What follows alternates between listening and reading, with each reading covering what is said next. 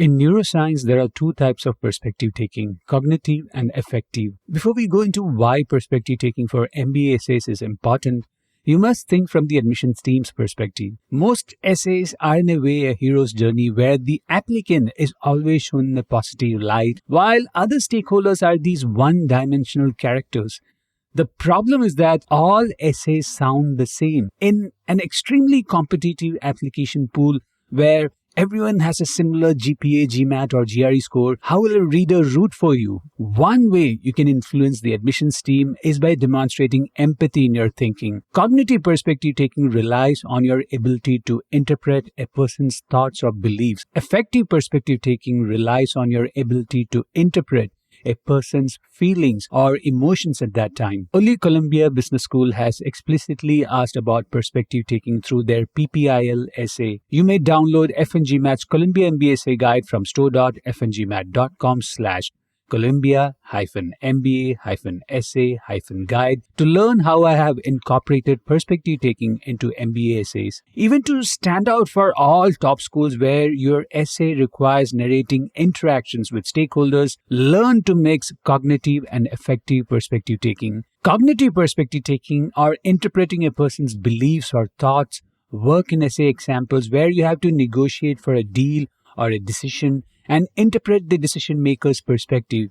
The least effective essays are where only the applicant's thinking is shown in a positive light. I edited an essay of a VC client who had an interesting evaluation model and a suggestion to invest in a region that was considered saturated. The stakeholder, in this case a partner, opposed the idea. For us, the entire narrative was about changing his perspective. We didn't demean his character, thinking, or perspective. Instead of that, we built a case around the stakeholder's perspective by sharing with the reader how the person began to have this opinion not to invest in the region. One obvious reason was a previous failure. Again, the low-hanging fruit was to attribute risk aversion as the cause. But we dug deep and found an evaluation model that confirmed this position. So then it became all about how the applicant found a data set that revealed a new insight. By balancing the partner's skepticism and the client's unique data set, we established a narrative with sufficient W pattern to create an essay that took advantage of cognitive perspective taking,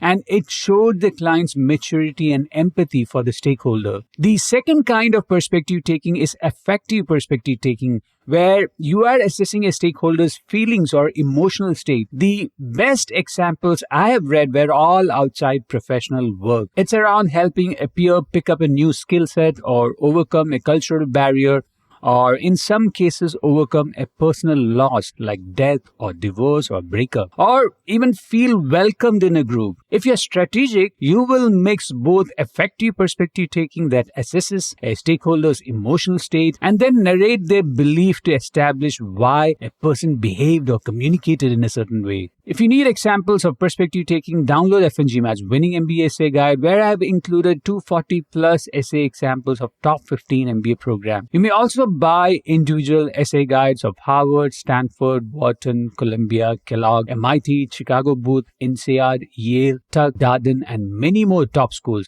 from store.fngmat.com. To sign up for FNGMAT's essay editing service and work with me, Atul Jose, subscribe at store.fngmat.com/essay-editing. For any questions about FNGMAT's editing and consulting services, reach out to me, Atul Jose, at editor@fngmat.com.